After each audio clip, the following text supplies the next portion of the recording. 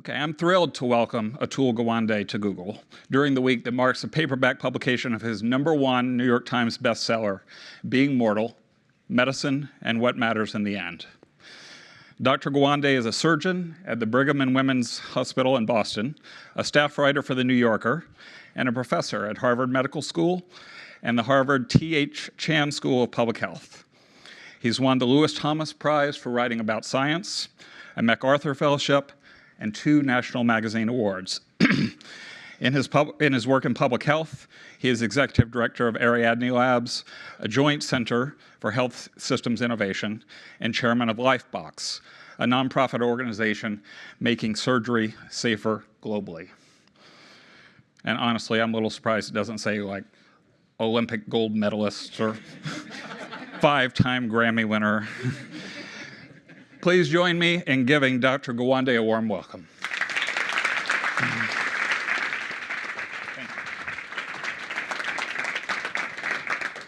Thank you for taking time on your lunch to come talk about death.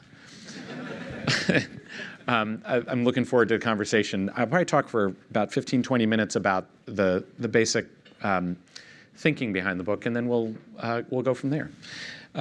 So why would I write about death and dying?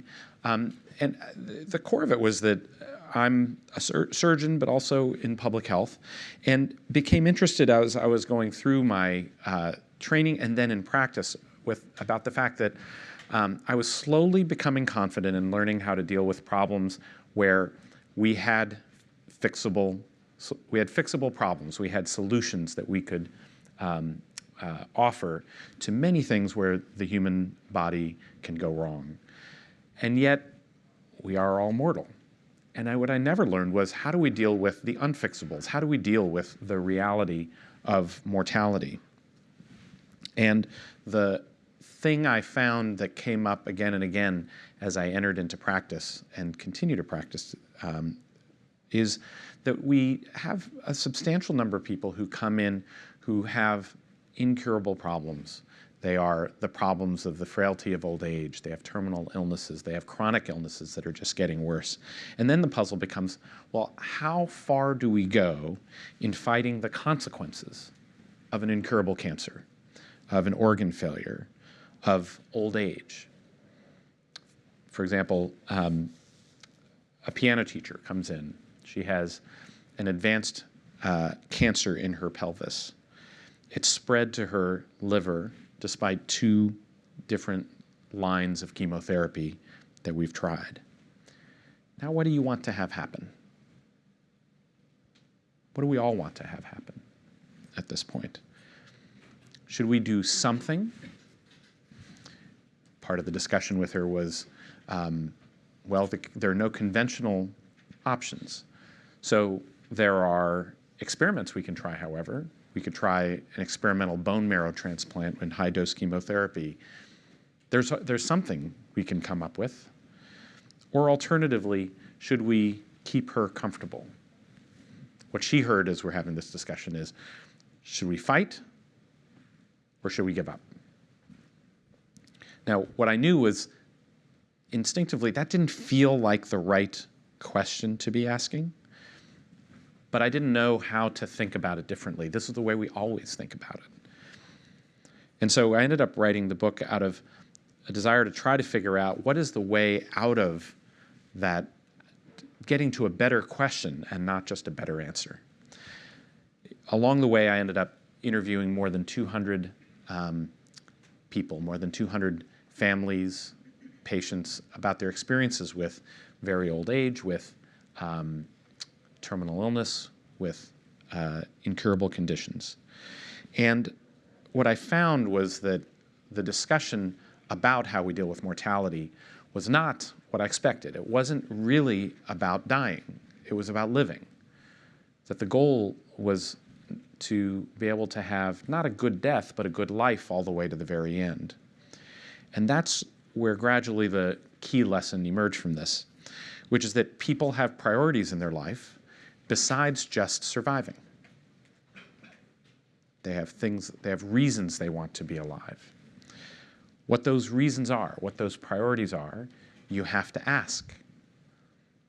especially when people have a serious illness, or frailty, advancing frailty of old age, you have to ask. Otherwise, our priorities for their care can be out of alignment with their priorities for what matters to them. And that's when you get suffering. I interviewed people in old age homes, for example, and they'd tell me about how miserable they were. And they'd tell me about, the most common thing you'd hear from people in old age homes would be, when do I get to go home? And try to probe, like, why does this not feel like home? What is it about this that is not home? And they said, well, I couldn't have my own furniture because, it's not safe. You can't have a drink because it's not safe. You wake up at a set time, get in the pill line, wear the prescribed clothes when they have you do that. They choose who you might have as a roommate. You don't have any choice about those things. You don't have any privacy. What does this sound like to you? Prison. Exactly. And that's what they felt. They were in prison. I interviewed an 85-year-old woman who had Alzheimer's disease, and she had a medically ordered pureed-only diet, and she would be caught stealing cookies from her neighbors. And so they'd confiscate the cookies, and then they'd write her up. Send notes home to their adult kids, And you just want to say, let her have the damn cookies. But what we were not figuring out was that we weren't identifying what were her priorities besides just surviving, besides just living longer, besides just not choking on cookies, for example. And she was telling you what those priorities were by the very fact that she was stealing cookies. That her joy, here's this one joy she's got, was food and the sheer pleasure of getting to enjoy that. And why couldn't that matter to us? And you see that same problem in medicine in general, that here's this woman with a piano teacher with advanced cancer in her pelvis that had spread in the hospital, in pain, and we had no imagination that there might be something about her life worth living for. We say, so our conversation becomes, should we try something or should we not? And then I've seen the results. We always have something to try. We always have an operation I can do, and I've taken people to the operating room out of hope that we would find something, only to have them in the intensive care unit, never to wake up again, declining over a couple of weeks, never getting to say I'm sorry, never getting to say I love you, never getting to say thank you, never getting to set their legacy. And that's when I realized that,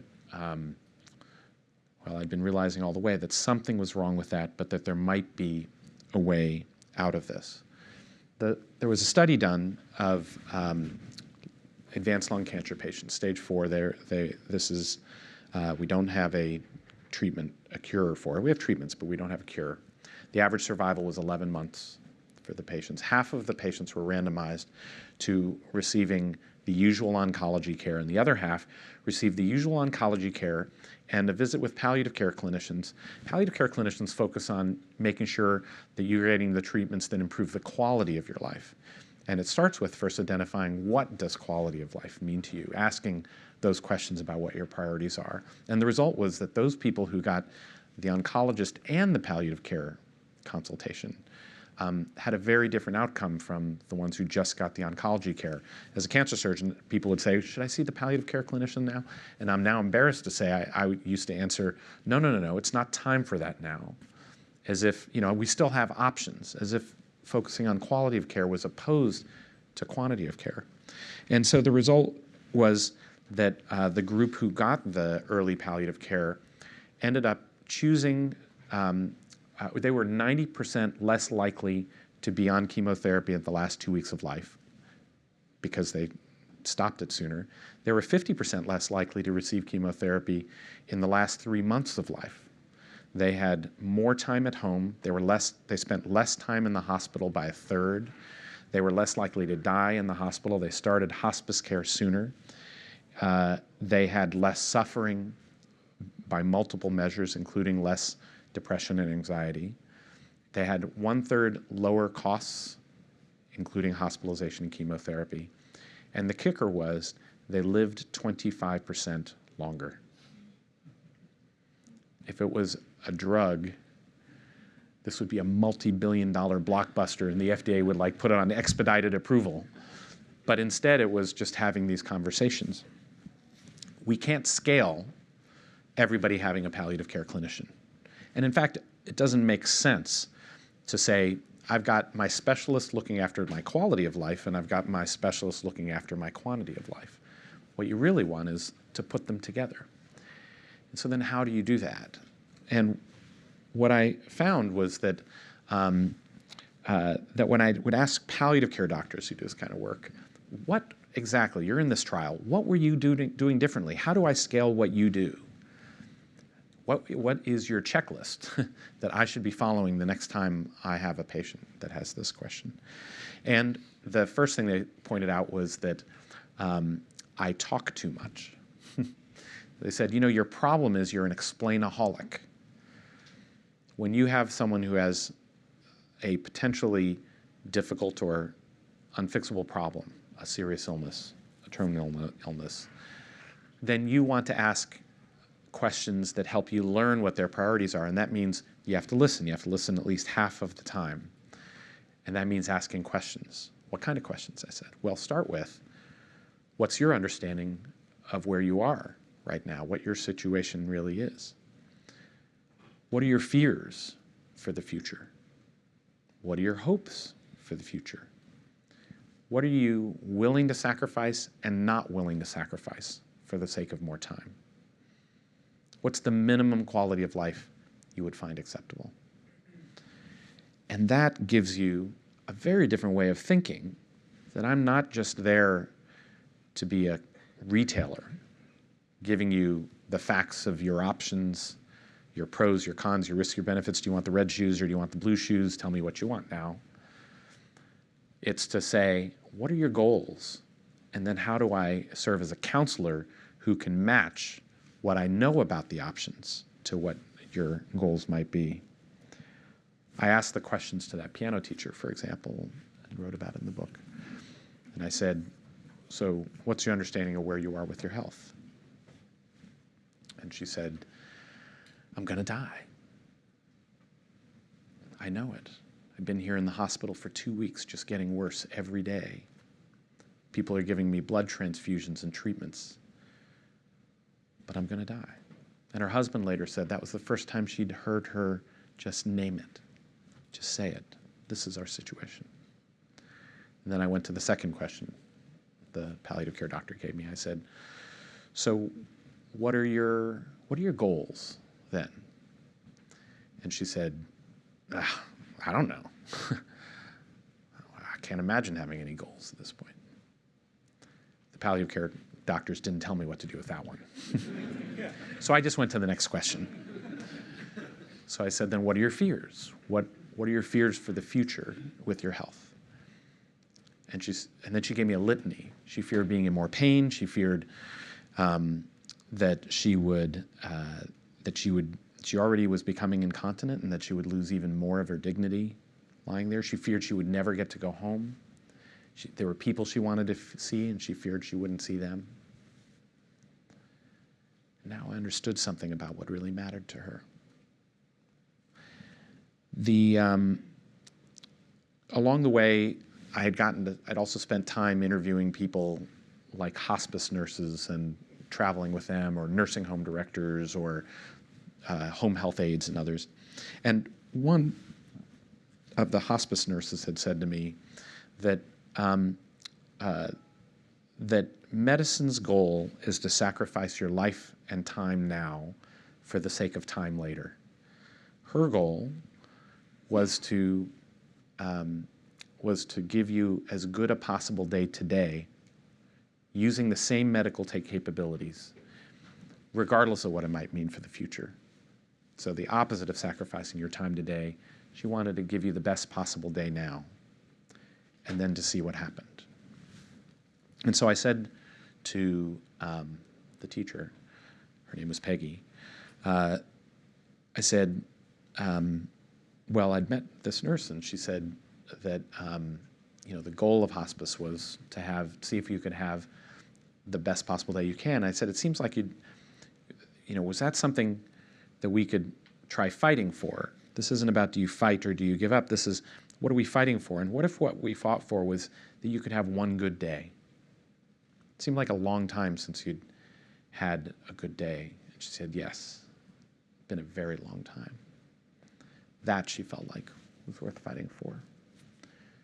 48 hours later, she went home on hospice. And I knew her, I didn't tell you this, but I knew her because she was also my daughter's piano teacher and was seeing me for advice about what to do. And so when she went home, I also had to tell my daughter that she wouldn't be getting piano lessons anymore. And she asked why, and I had to explain that Peg was dying. My daughter was 13 then. She wanted to go see her, and I said I didn't think that was possible. But then a few days later, I got a call from Peg. And she wanted to know if it was okay with me and okay with my wife, whether she could start teaching my daughter Hunter piano again.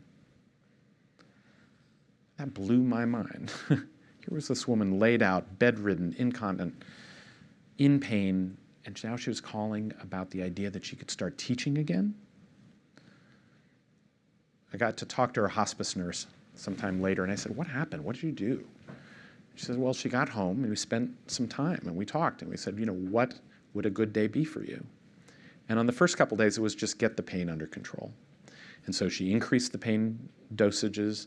They got a bed put in the dining room so she didn't have to go up the stairs to go to the bathroom. They got a bedside commode. They figured out how to get her bathed and dressed and just get life under control. And as those challenges got solved, her anxieties fell, and she lifted her sights. She didn't have children. She was a teacher, and she wanted to teach again in the time that she had. My daughter ended up getting lessons for the next 4 weeks with her. She lived for 6 more weeks.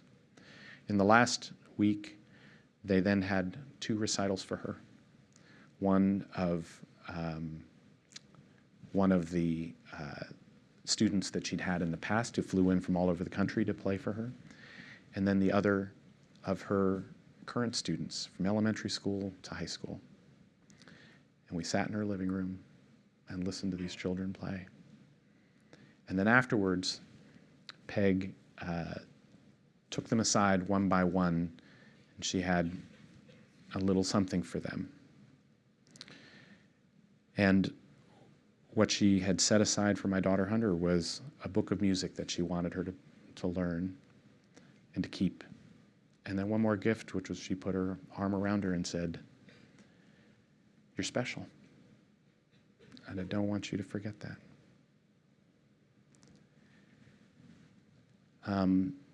And she wanted all the children to know that. That gap was extraordinary to me. We never imagined to ourselves that there was that life worth living, and that medicine was actually in our neglect and in our unwillingness to ask those questions about what matters to people, that we were actually sacrificing those abilities. And that furthermore, it's not just at the very end that we need to ask these questions. We need to ask these questions from the minute people start needing our help. When you have a parent who's frail enough, where a question comes up of whether they can live at home or not anymore, or where they have other illnesses that aren't going to go away. Being able to ask, what are your priorities? What really matters? Her priority was she wanted to teach. Another person I spoke to, they said, if I can eat chocolate ice cream and watch football on television, that'd be good enough for me. I'd be willing to go through a lot for that. If I can't have that, let me go. It's like the best living will ever. And I tell the story of my dad who had a brain tumor. And I said, chocolate ice cream, football on television, what do you think? Not good enough for him. For him, it was sitting at the dinner table with family and friends. He was an extremely social person, and it was food and talk that was life for him. And his tumor would eventually take that away, and we knew it. And being able to know and have that discussion and to have that clarity that there can be goals besides just living longer, and that we can fight to be able to have people have those. The striking thing to me, and where I'd love to open it up, is that in medicine and in society, we've failed to recognize that just fixing problems and making them go away is not the only way we can provide help. That in very difficult situations, a serious illness, a disaster of any kind, being able to say for a minute, what is the goal? What are we fighting for now? What are we willing to lose along the way, and what are we not willing to lose? Is transformative. And somehow we haven't had those conversations. We have to have them earlier, we have to have them more, and we have to do it better.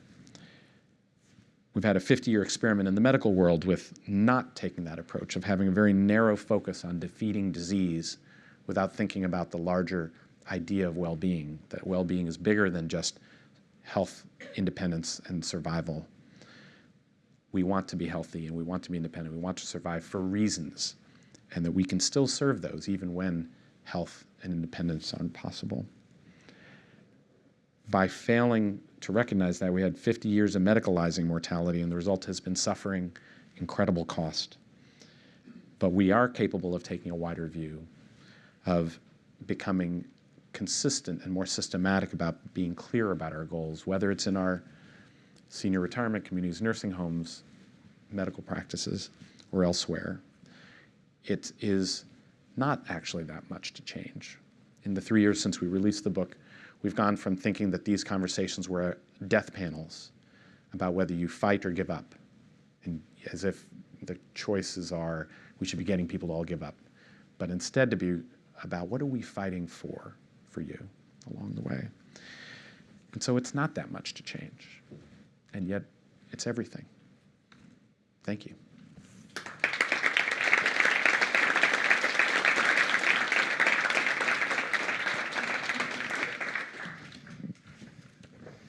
Thanks so much. In the circles I run in, discussion of your book is really like cocktail party time. Many of us... So you sit there talking about, would you want the chocolate ice cream? Right. Well, certainly many of us in my social circle and demographic have had parents who've, faced aging and terminal illness, and your book has provided many great models for us to help us refine our thinking about this. So I got a bunch of questions for you. I'm going to try not to monopolize your time, to give the audience a chance to ask a few too. One simple but profound point that your book makes is that aging is really a recent phenomenon. For most of human history, people didn't really get old. And medicine really pushed out the frontiers faster than society and policy has been able to keep up with. And we've been trying to adapt, and some of the, you write about some of the people who've been real innovators in trying to address some of the issues that you've discussed today and discuss at length in your book. You write about Karen Wilson, the visionary who pioneered the concept of assisted living, and I was really surprised to hear what the origins were. So can you tell us what she originally had in mind and how that all played out? Yeah, let me try to put it a little bit in context. So 1900, so a century ago, the average survival in the United States was your life expectancy was in your mid-40s. And that was a typical life. You'd have 7 kids, and you would have them as early as possible so they could be helping take care of you when you were 45, because at that point you were getting pretty old and it's hard to even function and work at the same way. That said, you had 5 or 10% who would live, about 70 years or so, but it was a very small part of the population.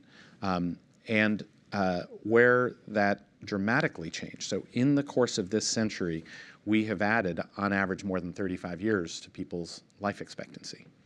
And that is a dramatic shift. Now, we also have made it so that you have phenomenally better health along the way, but you still likely have 8 years of dependency. And we don't like thinking about that. Now, the further thing is that as you get older, a psychologist at Stanford named Laura Carstenstein devoted a whole chapter because she's completely fascinating. She's followed people for 30 years as they age. And as people age, she found, yes, your health goes down. Yes, you start losing functions. Sorry, that's just what happens. But they also become happier. They are more likely to be fulfilled. They become more likely to have love in their life. They become less likely to have anxiety and depression. They become less focused on acquiring stuff, you know, getting more toys, bigger house, all the status symbols. They become less focused on building their social network. They become more focused on deeper, more intimate relationships with a smaller, tighter group of people and spending real time with people. And so the recognition that what we build for that phase of life is a health system that assumes your goal is health and survival, that without health and independence, that surely life sucks. But the truth of the matter is that even as your health and your functions decline, you can have an even more fulfilling life as time goes on. Karen Wilson's mother had a stroke at age 50 and became paralyzed on one half of her body. But she was otherwise there, you know, wheelchair bound. She needed help and assistance in daily life. But you can imagine in your 50s, then you're in a nursing home needing assistance, and no one thinks you have a life worth living anymore, that the only thing worthwhile was, you know, just being fed and getting the right medicines and being safe. And the people who make decisions about where someone will live in old age is usually not the old age person themselves. It's usually the adult children of that person. And they're usually, you know, pushing them to go do these visits because they'd feel like they're not safe at home. And so their number one question when they go around is, will my father, will my mother be safe? Not, will they be lonely? Will they be happy? Will they be satisfied? Will they be fulfilled? Are they going to be helpless? Are they going to have things they can do? Can they still grow? Can they still learn stuff? And Karen's mother was young enough and bullheaded enough to say, I want a place where I have a lock on the door, where I can, you know, cook my own food, do my own thing. You mean in the refrigerator you could have whatever food you want? You know, like that's totally against the regulations. A diabetic could have a soda in their refrigerator. And the revolution of assisted living was the idea that you would genuinely have control over your life, that people would be coming into your home, it's your apartment, and helping you have the independence of making choices for yourself. And that was originally the way that she built it. It spread, it was very popular. And then as it became a Wall Street phenomenon, where then the two things happened. Number one, we started applying the rules of nursing homes to it, where the focus became again on more the safety than on the fulfilling notion of it. And second, the whole training system behind it came out of the nursing home world, and so they lost that sense of being about enabling people's privacy, autonomy, capability along the way. I do profile a bunch of innovators who have made pockets work. One guy named Bill Thomas, who calls himself a nursing home abolitionist, and builds places where you can have your own pets. You can you live in small groups of 10 to 12 people, and they make them all no more expensive than what Medicaid will pay for.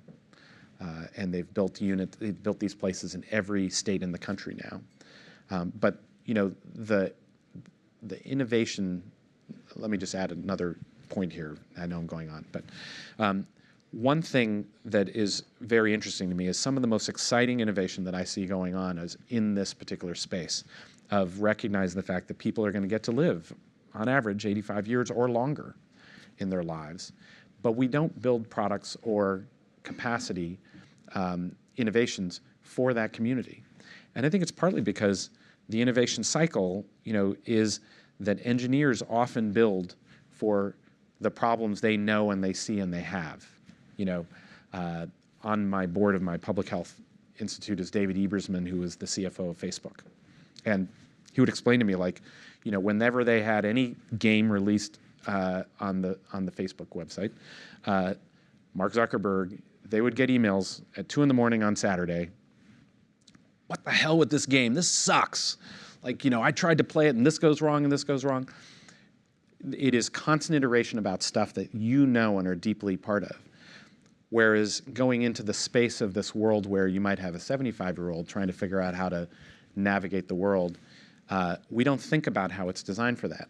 5 years after the book ends, my mother has lived without my father now for 5 years. She turned 80. She had a car wreck. I'm trying to figure out how to get the keys away from her. She doesn't. That is freedom for her. That's one of the most important things is she does not lose that control. I had her visit the places in the book that were some of the pioneering places. And she actually picked one of them to move into as a senior retirement community. And one of the first things she did there was she taught a class to the other senior citizens about how to access Lyft. Because that became her freedom.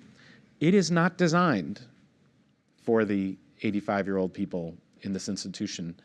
My mom just happens to be incredibly savvy at being able to navigate on a very small screen how to pull up Uber and access it and get them to recognize which of the buildings in this 250-unit complex is the one that you need to come to find me, and et cetera, et cetera, et cetera, et cetera. Because you don't have an engineer who is iterating over and over again, I ran into this problem 50 times this week. I got to fix this. So getting into that innovation cycle where you are in that world and you understand what's needed for expanding the freedoms and autonomy, just a side point while I've got you here, is worth gold if you understand how to go after these problems. There are a number of people in the audience, and I know a number of people on the live stream who will resonate with this, we have an employee group called the Grigglers who are... The Grigglers? Greg. Oh, the Grigglers. Grigglers, yes. Oh, yeah, Nice, okay. nice. And who are fierce advocates for making technology accessible to aging people, because we know some. You mentioned the car keys for your mother. That's a real symbol for so many people. It was a struggle with my father, and even after he was functionally blind. And what we ended up with was that he kept the car keys in the drawer by his desk, but we didn't have the car anymore. Sold the car. It worked out well. Okay. You write that the practice of geriatrics can really increase the chances that patients stay independent, do not become depressed, et cetera. But Medicare doesn't reimburse for many of these services, although they'll happily pay for a pacemaker or whatever. So how should insurers, or more broadly society, think about these services in a way so that more people can get the benefit of them? I think it was really important, actually, and I wrote a follow-up article in the New Yorker this January about this general phenomenon. What we're recognizing is that we built the health system, especially in the 1950s and 1960s, when the major value of scientific discoveries in healthcare was that they could rescue you. Penicillin is the classic case, right? You've got the pneumonia, now I can cure it. Or a surgical procedure where we can take out the cancer or something like that. As we developed computational capability in the 60s and the 70s, you started to be able to look at what's going to happen to people ahead of you. There's a famous study called the Framingham Heart Study that followed the population of Framingham, Massachusetts over many years of time, and then could really look at the predictors of what's going to happen in the most crude ways, much cruder than anything that you know how to do now. And but that's where we figured out that high blood pressure, which we didn't even know was a disease, was in fact one of the biggest causes of cardiovascular disease, including heart attack, stroke, and dementia. And that if you could control it with very cheap drugs that were available, you had remarkable effects on people's lives. Well, fast forward to where we are now, add in genomics, add in the ability to look at your zip code is even more powerful than your genetic code in predicting what kinds of illnesses and conditions you may be facing. Being able to look at your buying patterns to see what the indications are about your pattern of living and other things like that. Being able to have wearables that now can track not just your pulse, but your sleep habits, your eating habits, and other things like that. Build those in and then make it so we begin to integrate that information back into our understanding, a clinician and a patient working together around the goals they've identified as your most important goals. That's what a geriatrician is doing in analog. A geriatrician is following people over a long period of time, not doing any procedures, but acting ahead of problems. Problems like, is this person going to be at risk of falling? Having a geriatrician reduces the likelihood that someone who's elderly has a serious fall that results in a fracture, increases the likelihood they can live at home independently, those kinds of things. Well, that analog capability we under-resource because we've built a system for rescue, not for, as I call it, incremental care, not for prediction, maintenance, and systematic care. That ability is only exploding now. In fact, I argue that our evidence is that our ability to act predictively and incrementally has now exceeded the value of our rescue capability, and that will only increase. We sell insurance on a yearly basis. It's built for rescue payment. We are instead acting now on things that will take 5, 6, 10 years to make a difference. And so insurers typically only have you for a little bit of time before they bounce you to something else. And so that whole market has to change. We have to move from a insurance model to a subscription, or really I'd argue almost a mortgage model, where you're in for 30 years and you make investments now together that pay off down the road, and how much you're able to keep on working and be productive for society and contribute in all kinds of different ways. So there's pretty fundamental things that I think are seeded in computational capability that right now doctors do in very analog ways, and it's reflected in how we take care of people in aging. I'm going to ask another question, but if we have audience questions, feel free to line up at the microphones in either aisle. You mentioned the zip code being important. So that leads me to ask about socioeconomic factors in terms of access to care, the kinds of care that people seek, the things they care about. Is there a significant interaction of various socioeconomic factors with the topics you discuss in your book? Yes, there are very significant ones. On the one level, let's start with the very narrow subject of, do you have a relationship with a clinician that where you've had a discussion and have discussions about what your priorities are? It is much more likely among college-educated women and people who are better off socioeconomically. That they will have those conversations, have a relationship, a trusting relationship with a clinician, and then the result is that they get better care along the way. The least likely are high school education only, male, and especially minority. But give me a high school educated male, they're the least likely to have long-standing relationships in healthcare, and especially with someone who would have these conversations to have the goals set and to be able to have that before crisis comes. You go a little bit farther, and this is my now public health hat on, I'd done an analysis that got some press a couple months ago while the ACA was under attack and under an effort to repeal it. And what we found was looking at the last 10 years of data around people who'd gained Medicaid. So there have been Medicaid expansions and then the ACA expansion. And the interesting thing is that the biggest benefit, first, is not that for people's health wasn't that they got emergency care. They were getting emergency care, it just bankrupted them. So the most immediate effect was that they received financial protection and debt went down, bankruptcies went down. Then as people get a regular source of care over time and get access to needed medication, they are much more consistently getting care. And it took about 5 years, but you start to see mortality reduction at 5 years. It's about a 6% reduction in mortality. And then it's about a 1% increase in mortality for the, after that. And the biggest gains are in the chronic disease arenas. So it's gains in hypertension and diabetes and in heart disease, HIV, and cancer care. So people with those kinds of conditions are the ones that fared the best. And it's a reflection of the fact that it's consistent care over time and that the people who are getting that are really at the highest socioeconomic ends.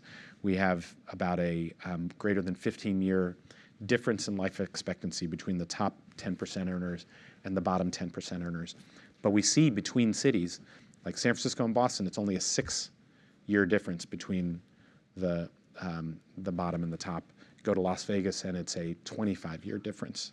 So those socioeconomic factors are very important and powerful, and I think the way they play out are in the likelihood that you have consistent, regular source of care, the needed medication, because I think that's the evidence of what is ultimately life-saving and improves the quality of life. Okay, thanks. Yeah. We got a number of people who are interested in asking questions, so if we can start over here, please. Hello, thanks for being here. My aunt passed away this morning. Oh gosh, sorry.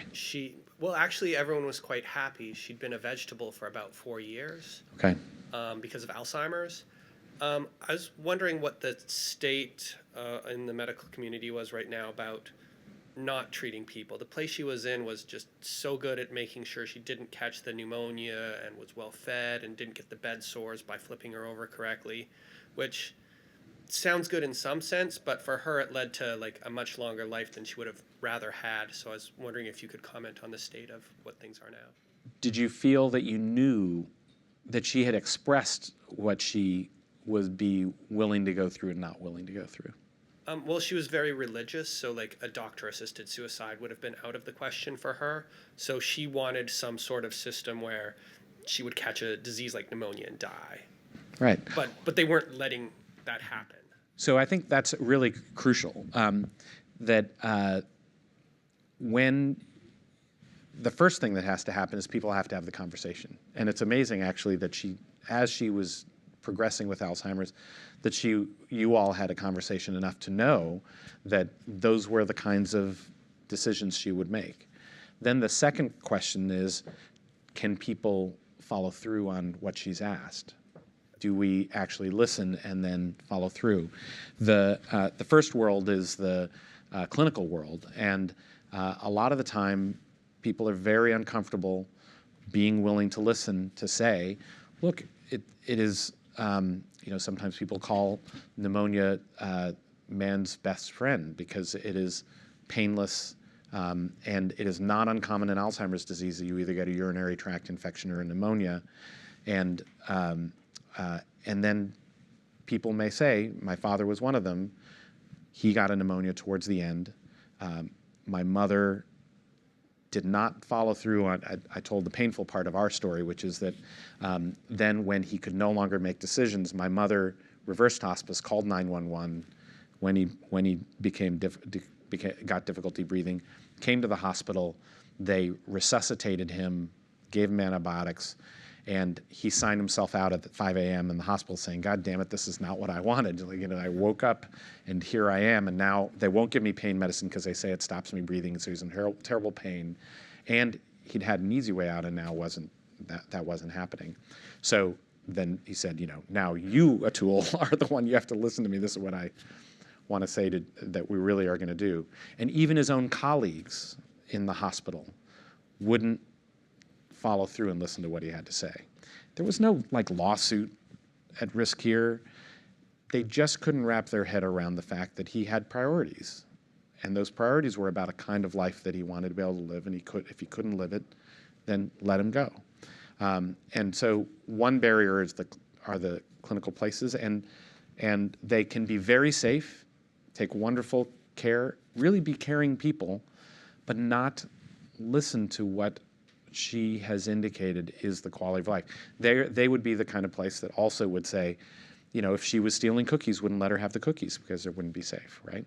And being able to recognize that you have a right to express what your goals are and have people follow those goals. And so this is a movement, and it's important that we really drive it as a movement. Medicare, I testified for the Senate last year on this, and nursing home regulations for the first time became included that you would have a right to decide what your sleep schedule is, that you should have a right to decide when you want to eat, and that you would have a right to have privacy and within certain limits, some choice about who your roommate is.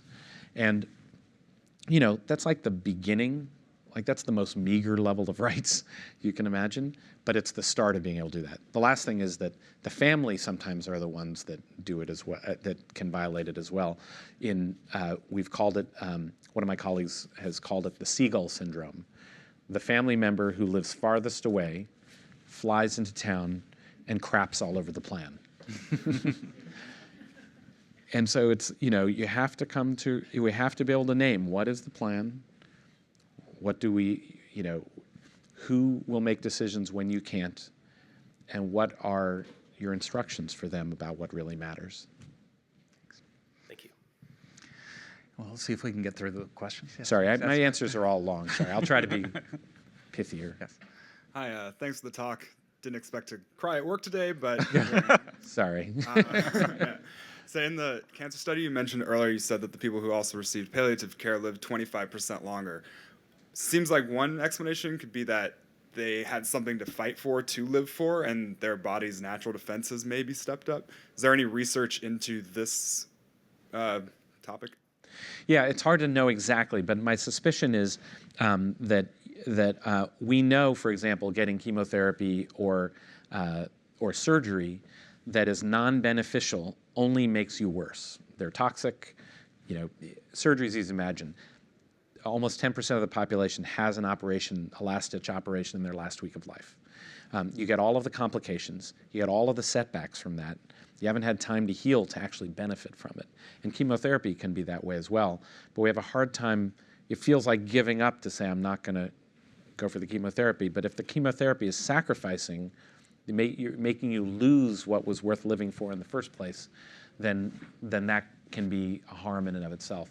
So we know at least some of it is just taking away the toxicity of therapies that are harmful to most, even if they benefit some few. The second component may well be that story. In the one nursing home I wrote about, where Bill Thomas, the nursing home abolitionist, was the medical director, he got his start by deciding he was going to let people have pets. And of course, everybody freaked out. The staff, the director, the regulators, it's not safe. You can't let a pet. Suppose someone has allergies. Who's going to clean up the poop? All of those kinds of questions. But he got it through. People got to have their own pets. And suddenly getting to have something that you cared for, something that gave you love, life as part of what you're doing, something to look forward to, whatever it was about it, the use of antipsychotics and antidepressants fell by a third, and survival increased.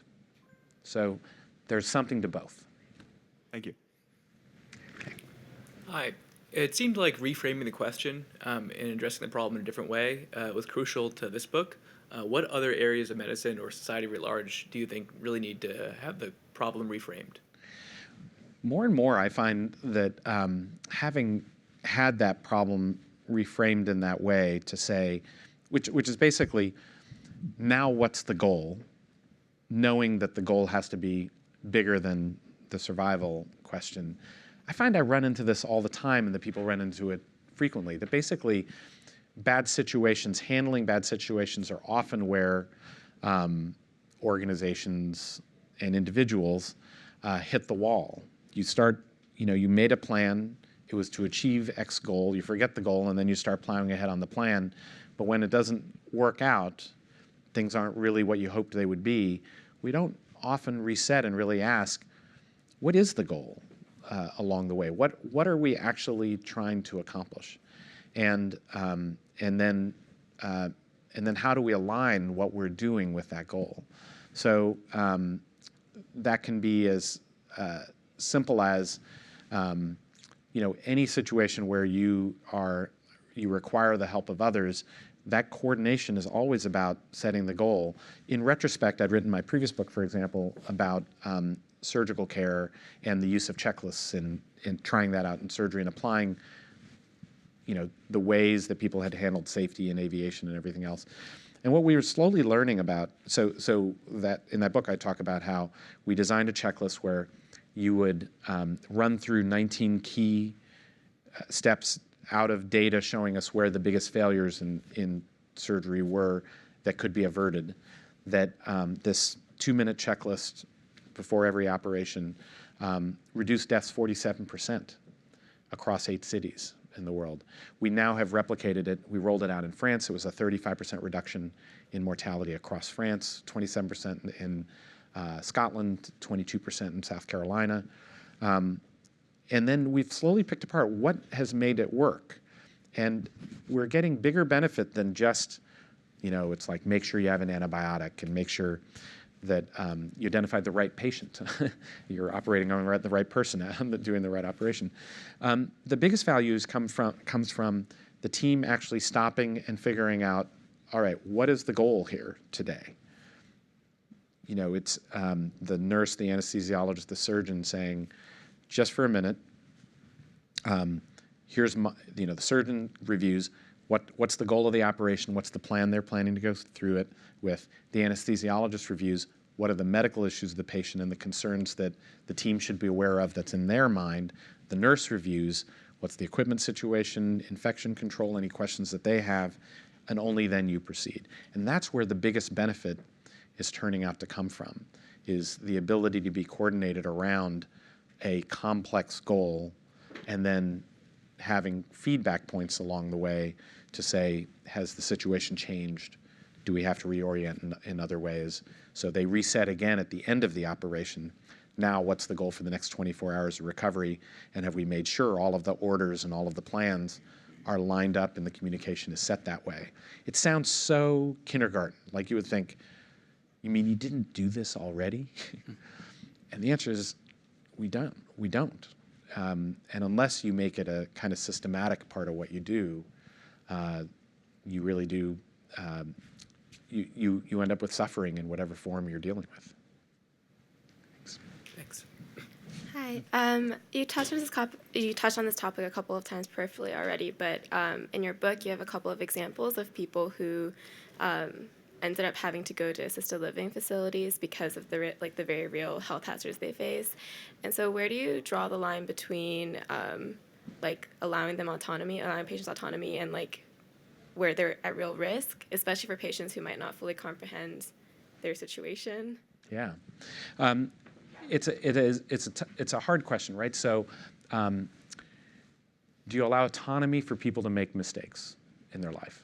And the answer is that just because you now are in a wheelchair shouldn't mean you lose all ability to have that set of rights and that discussion. Someone with Alzheimer's is not able to make those choices with full appreciation of the situation they're in, depending on what stage they're in, or in advanced Alzheimer's. That said, the family's able to do that, and opening up the door to being able to say, well, just like the person who talked about earlier, the family, about 70% of us will come to the end of life with a decision maker, someone else having to make decisions for us. And that person is ill-equipped if they've never had that discussion about what really matters to you. But then at that point, they have to be able to know, with that person, for example, they said that chocolate ice cream and football on television was what really mattered to them. The person I heard it from was his healthcare proxy, his daughter. And she talked about how important and meaningful that was for her, because then when he turned out to have a bleed in his spinal cord where they said, well, we can take him back to the operating room now, but he will likely be quadriplegic, she could ask the question, well, will he be able to eat chocolate ice cream and watch football on television? And they said, oh, yeah, and this is not at a level where that would be sacrificed. And she said it was an enormous relief to be able to know that I can make this decision and understand what he really cared about, and to fight for him to make sure that the team followed through on what he really knew about, and that they could hold the whole family together as they did that. So I think that that ability to, even if people can't make decisions for themselves, you can know by talking before crisis comes and be better equipped to be able to offer the right direction when that moment comes. Thank you. So hi, first of all, thank you for the book. My own father also died of cancer, and it was a hard and necessary read. And I think it's interesting that your book came out about 3 years ago now, and there seem to be these various sprouts of a larger discussion about end-of-life care coming up not only from you, but from various other sources. One thing I found interesting is that in the book you touch only very briefly on the subject of physician-assisted suicide, et cetera, and it's been 3 years since I read it, so I don't want to mischaracterize your position, but you seem to largely sort of not so much rule it out, but think your position seemed to be that there were more important topics to discuss. But at the same time, these other sprouts coming up. California recently passed its assisted suicide law. My friend Hope Falk was part of that process of doing that. I'm curious, where is your thinking now about this? Is this something that we need to be talking about? Well, so the main concern I have is that the difference I have with the people who've been in favor of assisted death is that the goal to me is not a good death. The goal is a good life all the way to the very end. And we've neglected that process so deeply. And it starts not just in the last weeks of life. It goes years ahead of that. For example, at the extreme in India, there is a bill that may well pass for assisted death. Now, India also is a place where you cannot get narcotics at home for say, cancer pain, or even after orthopedic surgery. You can't get that kind of pain relief. And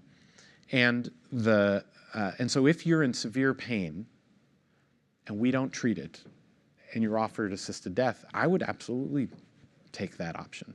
That would be the merciful thing, but not when we have the treatment available. And so my great fear is like the piano teacher lying incontinent, in pain, in a hospital. Life doesn't seem to be worth living. If you'd said, well, you might be able to actually get home and teach for the time that you have, she would not have said that assisted death. So knowing that she wasn't depressed, in other words, the rules are know that you're not depressed, that you have a judgment from 2 independent clinicians, and that you're making this with sound mind, doesn't address the question that we don't actually take good care of people towards the end of life. And as we try to take this nationwide, in general, I'm not that alarmed by assisted death in the sense that it's less than 1% of the population that choose it. And then when people get the medication to be able to take their own life, less than half actually use it. It's often just a comfort to know it's there as an option for them. So I have complex views on it because I'm not, totally 100% anti. I have lots of reasons why I think that we're not valuing life adequately, however. I would worry if anyone thought this was simple. Right. Thank you. Okay. Thank you. And the last question. Hi, thanks for being here. I'm curious about what your vision for our country is in terms of healthcare education, whether you think there needs to be a restructuring in the way that healthcare providers are thinking about end of life, or if it's more of the onus is on common day people, right, to be thinking a little bit more carefully about what they want towards the end of their life. And further, as you were researching for this book, I'm wondering if you noted different trends within this country that maybe changed the way we thought about death, and also if you noted maybe other cultures or other countries that maybe have healthier or have had healthier views on end of life care. Well, in general, what I would is a complex question, so let me try to answer it succinctly. I think that people often differentiate between Eastern and Western attitudes towards death. But when I write a lot about the situation in India, and now I've seen it in China and in parts of Africa, And what we see is that as economies improve, people move away from extended families, they move into cities, they become more independent. Economics gives young people freedom, and old people build up more wealth. What they choose at that point is that often that dying in those places too also becomes rapidly medicalized. 70–80% of dying in big cities like in Beijing or in Delhi is now in hospitals, and families going through this whole cycle of bankrupting themselves over care that no one is really having a discussion about it, providing very little value, in fact, increasing suffering. So my larger view of it is that we're actually are coming out the other side in U.S. healthcare. We have now gone from less than 20% of people being on hospice when they come to the end of life to now it's 50% are there. It's become something that, I didn't see a single death when I was growing up. My kids have all had their friends in the neighborhood where someone has died at home, and they were part of that. They saw that process unfold over time and saw it be part of our culture again in a way. And I think that's a very good thing, and it's becoming a less threatening thing. And we've come a long way from 3 years ago when the book came out and it was about death panels discussions at that time to where now there's not only my book, but Paul Kalanithe's When Breath Becomes Air, and you have Oliver Sacks' Gratitude published after he died, and a wealth of other discussions that are opening out and recognizing that we can be thinking about how to live a good life across the whole lifespan. And then the last thing about education is that along the way, we have formed a coalition in Massachusetts that we're testing out the proposition of it clearly can't be just the public campaign, but you need ways that we are all having these conversations more generally. But when people come into contact in the clinical world, less than 15% have this conversation with their clinician, even when they've had a hospitalization in the last year. And if they're going to have it, the vast majority of the time, they have to start it. The clinicians are unwilling to. Clinicians aren't trained to, very uncomfortable. And so we have gotten agreement with all 4 medical schools in the state of Massachusetts to now incorporate the training into the curriculum and start that process. We're trying to get the nursing schools now to incorporate it as well. So I think we're starting to create the pathway that these communication skills become more widespread. But it's still an uphill lift. It's still a small percentage where the clinicians really are comfortable and understand what I had to go out and write a book to learn about. So thank you so much for taking time out of your jam-packed schedule. And the Thank you hardcore for fans including that me. are still here should join me. And Thank you. thank you. Thank you.